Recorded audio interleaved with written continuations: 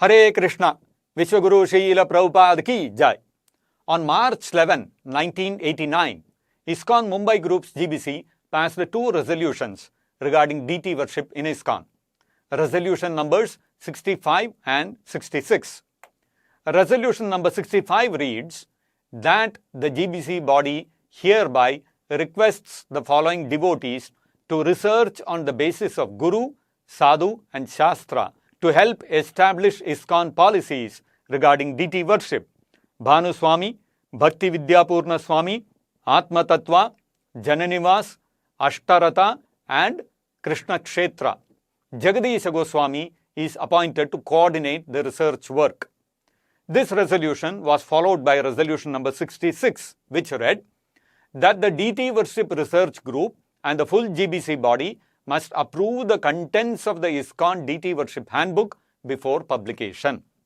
So, in 1989, the GBC felt that deity worship policies need to be set, and for that, they need the help of Shastra. A committee was made as per this decision, which in the following years underwent some modifications to the constituent members of the committee. This committee did its research and submitted its report to the GBC. The GBC finally published the deity worship manual in the year 1995 under the ISKCON GBC press, calling it the Pancharatra Pradipa. In this deity worship manual, the procedure for arati is described as follows. In addition to the worship of Srila Prabhupada in his Guru Puja, one should also honor him when performing arati by presenting the arati items to Srila Prabhupada after presenting them to one's own spiritual master.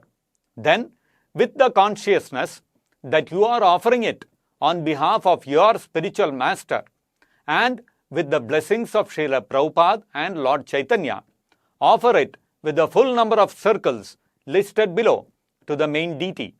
After offering the incense to the main deity, offer it as prasada to the Lord's associates in descending order and to the Guru Parampara senior to junior. This may be done with 7 or 3 circles for each personality depending on time allowance. Then distribute it with 1 or 3 circles to the assembled Vaishnavas as the prasada of the Lord and his associates. So, as per the GBC of ISKCON Mumbai Group, arati has to be offered in descending order.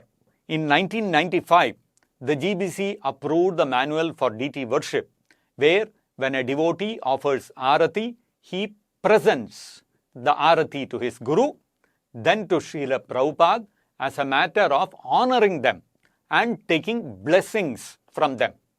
Then the arati actually starts by offering it to Krishna first. 4, 2, 3, 7 formula for lamp arati, 3, 7 formula for water, etc. The key point is that the arati offering begins with offering to Krishna on behalf of your spiritual master, and then the prasadam is offered to Radharani, then to Mahaprabhu, then to Nityananda Prabhu, and then to Srila Prabhupada, and then to your Guru. This system was given a stamp of approval and finality by the GBC in the year 1995. Now, we must note that Srila Prabhupada had already established a systematic and elaborate system of deity worship in ISKCON. Srila Prabhupada not only established the standards of deity worship, Srila Prabhupada also ran it under his personal supervision in all the temples in ISKCON from 1967 till 1977. That is 10 straight years, if not longer.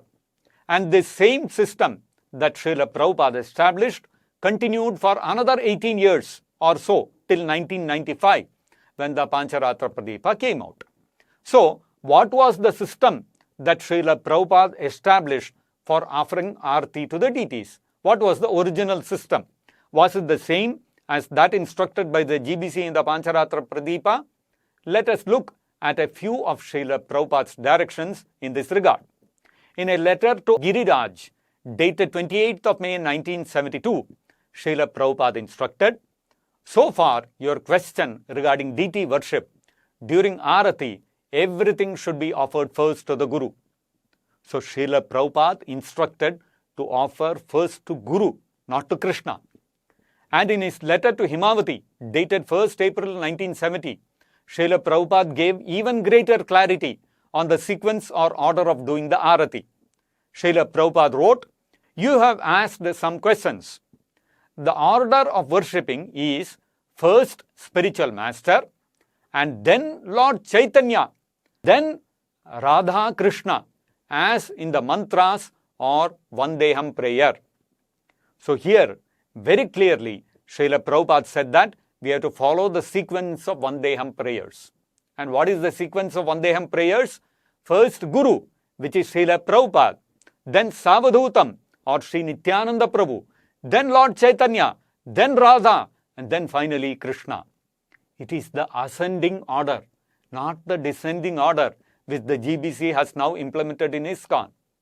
Ascending way is the procedure which was established by Srila Prabhupada for DT worship in ISKCON from 1967 till 1977. And ISKCON continued with that system till in the late 80s or 90s, the GBC decided to change it entirely by completely reversing the order to begin the arati with Krishna instead of Srila Prabhupada. This is an outright, outrageous deviation by the GBC of ISKCON Mumbai group. What audacity they must be having to change the DT worship system. Is there no one in ISKCON to question such pernicious deviations by the GBC? Don't the GBC understand they are playing with something more dangerous than dynamite with the DTs? What is everyone doing in ISKCON? Are they all sleeping? As if this itself were not enough, brace yourself for even worse deviation by the GBC. Look at what they did with the Bhoga offering procedure to the DTs. When it comes to Bhoga offering, the Pancharatra Pradipa of 1995, published by the ISKCON GBC Press, states under the section called Offering the Bhoga, offer the Bhoga and drinking water with a hand gesture to each DT, showing the plate and saying, "My dear Lordships, Gaur Nitai, Jagannath Baldev Subhadra, etc. please accept this offering of nice food. My dear Lordships, Gaur Nitai, Jagannath Baldev Subhadra, etc. please accept this beverage." Then the Pancharatra Pradipa states, while ringing a bell, chant the pranam prayers to your spiritual master 3 times, begging permission to assist him in serving the deities. After offering everything to the deities like this, the Pancharatra Pradipa instructs the devotee as follows. Leave the deity room and chant the Gayatri mantras. You may chant all the Guru given mantras at this time. Meditate on the Lord eating. So, the Bhoga is first offered to the deities, and then permission from the Guru is sought to assist him in serving the deities. After the offering is completed, when removing the prasadam plates, the Pancharatra Pradipa instructs, offer the Lord's prasada remnants to your spiritual master and the Lord's associates. After this, the plates are to be removed. So, the system here too is to offer the Bhoga first to the deities and then offer their prasadam to Srila Prabhupada and to the Diksha Guru. Descending process once more. Now again, what was the system Srila Prabhupada set up and ran for 10 years or more in ISKCON and which continued in ISKCON till about 1995? Let us look at what Srila Prabhupada instructed about offering Bhoga to the deities. In this letter to Arundhati, dated June 16, 1969, Srila Prabhupada instructed, regarding your question about offering prasadam, whatever is offered to the deity, actually it goes through the spiritual master. The spiritual master offers to Lord Chaitanya and Lord Chaitanya offers it to Krishna. Then Radha Krishna eats or Jagannath eats, then Chaitanya Mahaprabhu eats, then the spiritual master eats, and it becomes Mahaprasadam. So, when you offer something, you think like that and chant the Gayatri mantra, and then everything is complete. At last, ring the bell, take out the plate and wipe the place where the plate was kept.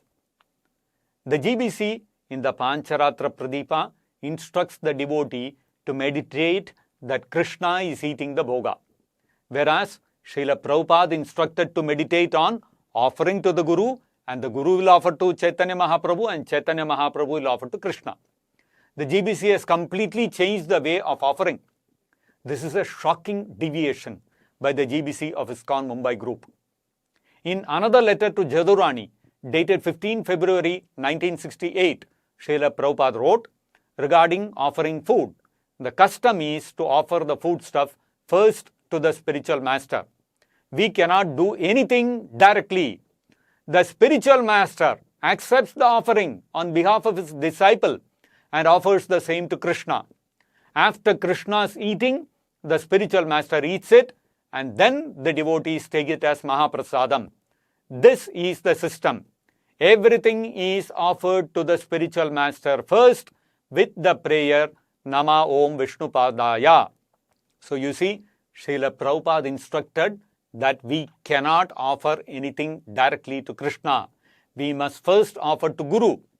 Srila Prabhupada reiterated this in another discussion after a lecture given on Srimad Bhagavatam, Canto 6, Chapter 3, verse 24, given on the occasion of His Divine Grace, Srila Bhakti Siddhanta Saraswati Goswami Prabhupada's appearance day, recorded in Gorakhpur on February 15, 1971.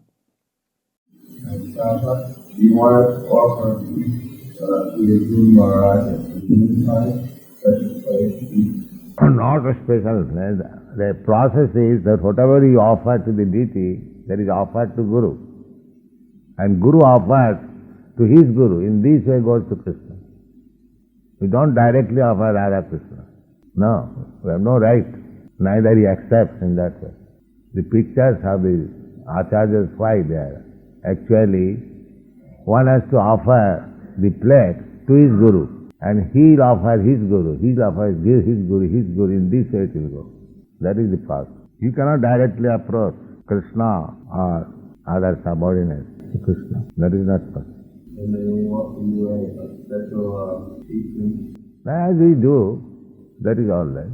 The process is this, not you or you. That is the process. You are not right.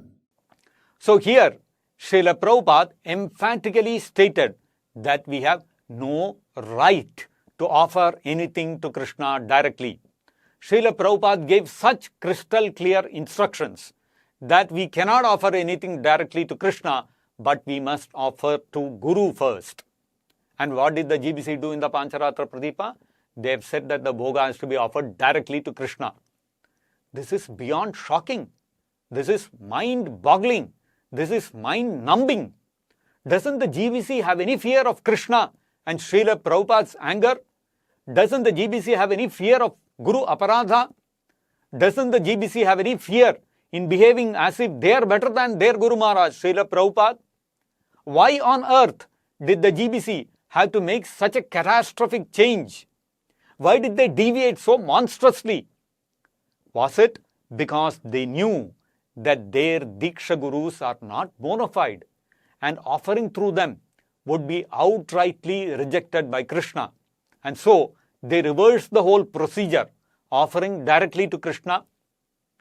In most Guru fall downs in ISKCON, the GBC tries to suppress the news, brushing it under the carpet. When the news finally breaks, several months of the Guru's deviation and fall down would have already passed.